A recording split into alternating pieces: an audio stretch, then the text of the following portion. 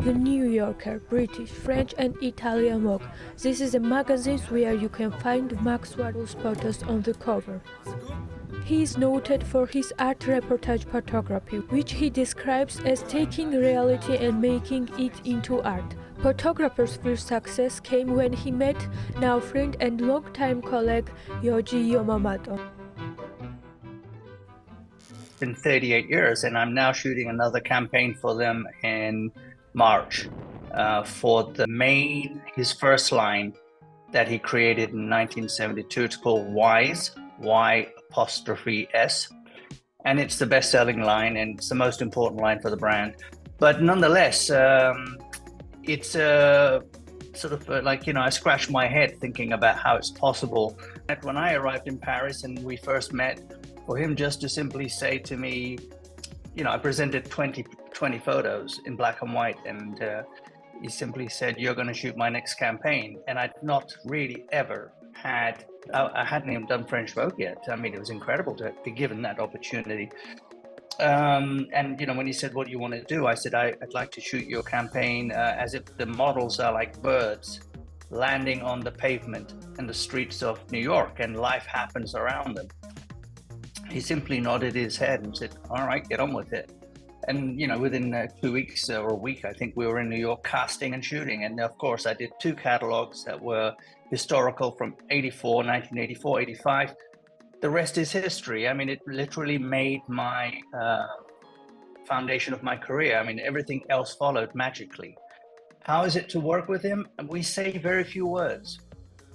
As you should. You don't need to explain too much when you have a marriage that works perfectly. He's funny as well, because his sense of humor is witty.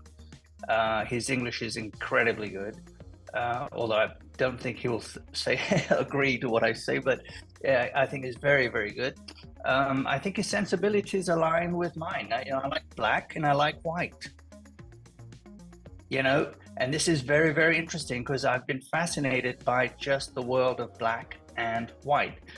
I've never been asked to do anything in color by them. I mean, of course, if I want to, they wouldn't say anything. But I think it's one of the most important brands I've ever worked with. It's not even a brand, it's a philosophy. He's a poet. So I can say he's still around, and there's a lot of designers who are not around. They've just disappeared. Max, how did you find your unique style? Because you have such unique vision, and as I now think described your photography as a movie style. I think it's very important, and I thank my parents for this, that they gave me an education in spirituality, in a religious base. I was raised as a Hindu. As in all other faiths, you are taught right and wrong, what's good and what's bad, and what's acceptable behavior, and so on. Those foundations have always lived in me, even though I might have strayed into being an atheist for a while, then an agnostic, but I've come back to faith in all places.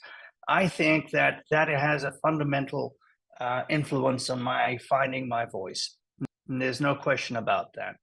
I think that because it transfers the self-seeking knowledge that one must know about oneself. I know myself very well. I don't ask other people what they think. I know what I want, and nobody changes or speeds up my method of working. That it's not going to happen. I don't care if the world changes around me. I continue to do what suits me.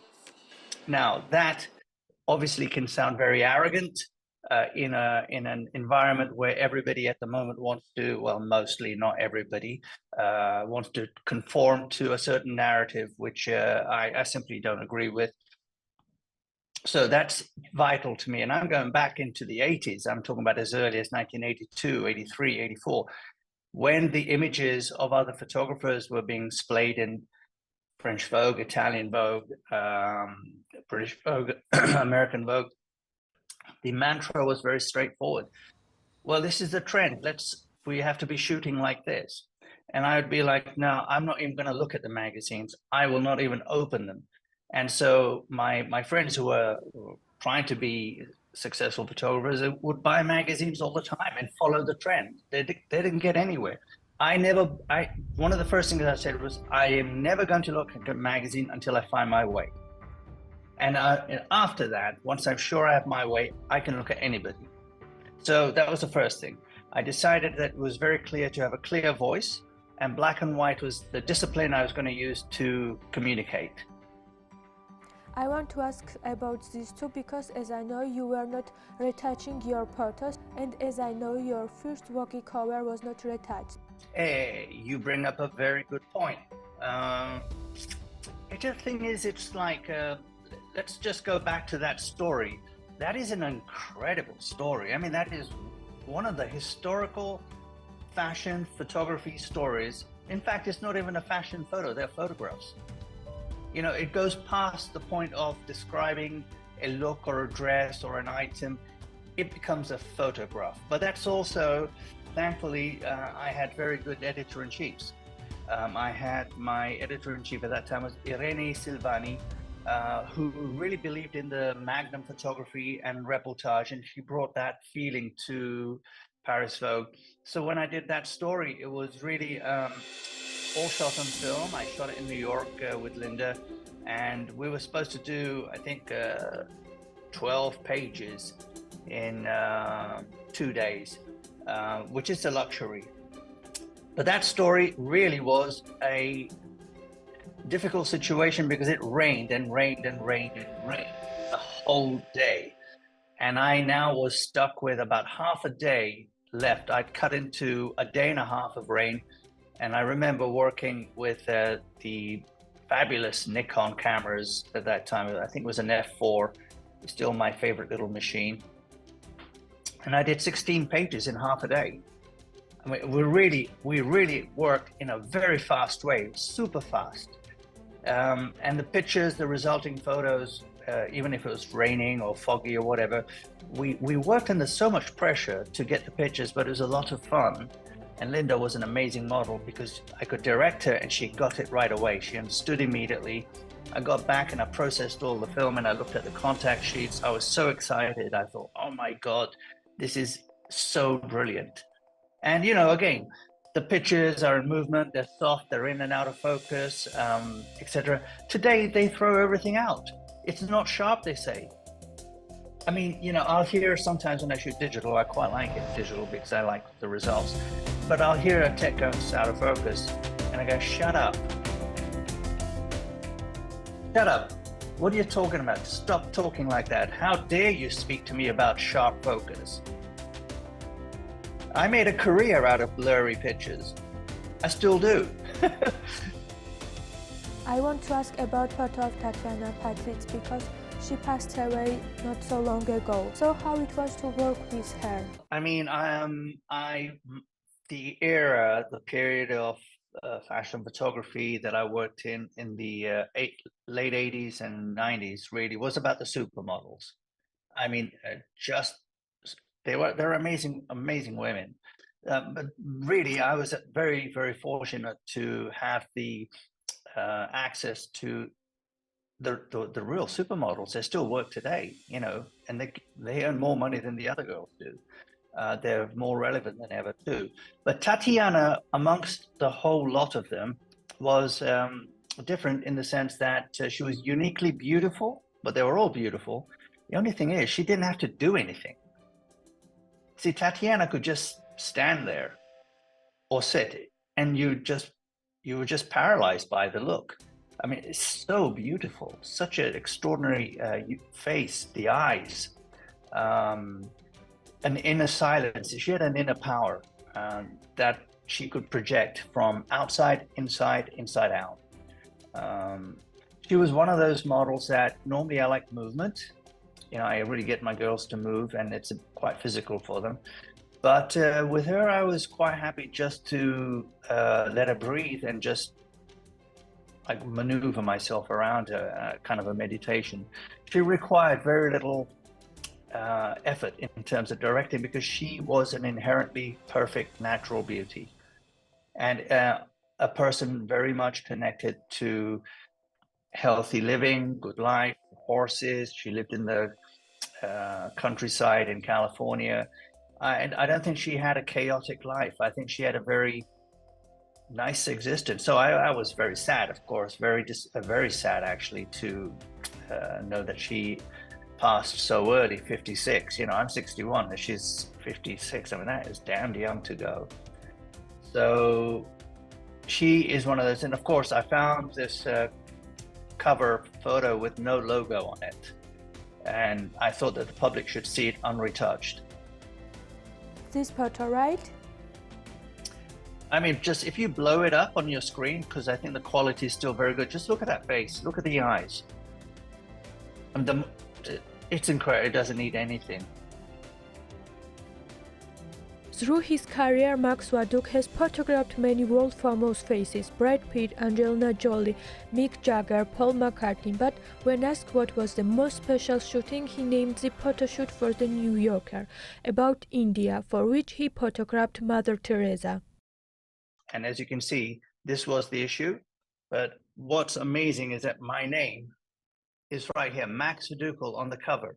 Obviously, photographs by Max Vadukul. Do you know what that is? That's shocking for me to see that. An Indian photographer, but I didn't have privilege.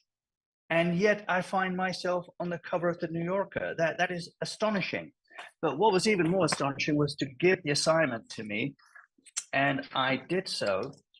Funny. And it is Donald Trump. Well, I don't know why he's here, but he's not part of the Indian story, but there he is. Trump solo. This is probably one of the most famous pictures, only because he became a president. You know, like now I can actually say I have a picture of a president jumping. I don't think anybody's got it. Mother Teresa was really part of the assignment, and we had the connection to do this picture. What happened was that, and we waited outside. Finally, we were given permission to go inside the photograph, but she said she's too shy and that she can't do it. And she said, well, I'm very shy and I really don't feel like it. Maybe later on in the day, I might change my mind. So we waited the whole day, nothing happened. Then I think very late in the afternoon, she invited us in, but she only wanted me and my assistant inside, nobody else. And I asked my assistant to wait in a corner, and I loaded the camera myself and I began to work. The thing is that she was very humble. I want to ask about this photo of Tom Hanks because it is very different, and also I think it will have a very interesting story. Yeah, that's a photo which will be, you know, that is a great photo again. You'll hear me saying that a lot about the pictures I enjoy. That is a result of literally able to take a major star like Tom Hanks and remove him from the comfortable environment he was in and put him in a better environment. I essentially had the publicist and press people there, and everything was just fine, but very boring. And then I'd asked for a two-seater sports car, and that was part of the agreement to, you know, drive around taking pictures. And essentially, what a car with two seats is very, very good because it means nobody else can get in it. And I was just driving up and down Malibu with Tom, and it was great because we were alone, and it just was wonderful to be with. We chatted about many things. And there was a point where we're at a traffic light, and behind Tom was a car with a guy with a mask. I think it was a Halloween mask. And he didn't know that it was Tom Hanks. And then I said, Tom, look behind you. And so he turned his head around, and it was Alan Musk. And he went like this, that famous painting of Edward, you know, like, and it's doing that. Yeah, exactly. Most famous paintings. So that's my version of that, you know. And that picture was just fantastic. I mean, it's an amazing photo. I mean, it again bypasses the fabulous picture, I would say, of celebrities being shot, and it becomes a photo with my signature on it. Your work series include climate change. So how did you started working on this project? And I want to know what this pear represents in these photos. Well, it's behind me. Can you see? Right there. It's in my office. That's a 2-meter wide print, so it's quite a big print. But firstly, how did it happen? I was in Jamaica. I was on vacation with my wife in 2018, and it was the last day of the holiday, actually. I got an email from India, and it was from Condé Nast GQ India, which is Gentleman's Quarterly. And the email simply said, we want you to come to India to shoot a story on climate and pollution, human pollution. We want to do a green issue. I thought, well, that sounds very interesting, but I didn't reply right away. On my way from the hotel to the airport, I began thinking about this project and how I'd like to approach this. The first thing that struck me is that, well, I don't want this to be an ordinary picture. I decided that I would approach this as fine art. The thing about fine art is that the mindset has to be ready to deliver a picture that is unforgettable and is something that is, we can say, quite difficult to achieve. And when I got to India, I had this idea of having a sphere coming from the sky, from the heavens. Now, it can mean anything to anybody. For some people, it's a toy. For some people, when they look at it, the first thing they do is look at that. It's a shiny mirrored object, but it's not static, it's moving. And that brings the conversation to what is that and why is that? And in this particular case, the sphere, I call it an orb, O-R-B. That is used as a tool to bring an exclamation mark, a full stop, pay attention, look here. This is what we could be, and this is what we've done. But that's just my view. For some people, it's just simply very beautiful. They don't even look at it as a picture of climate change. They look at it as a piece of art. They just go, wow, that's really amazing. And that's all. You see that? Look at that. It's crazy. So much going on. And inside here is me. I'm in there. That's why it's called a witness, because I'm the witness. Thank you, Max. It was a great honor to talk to you about your amazing career. Hope to meet you in person. All right. Cheerio. Goodbye. Bye-bye.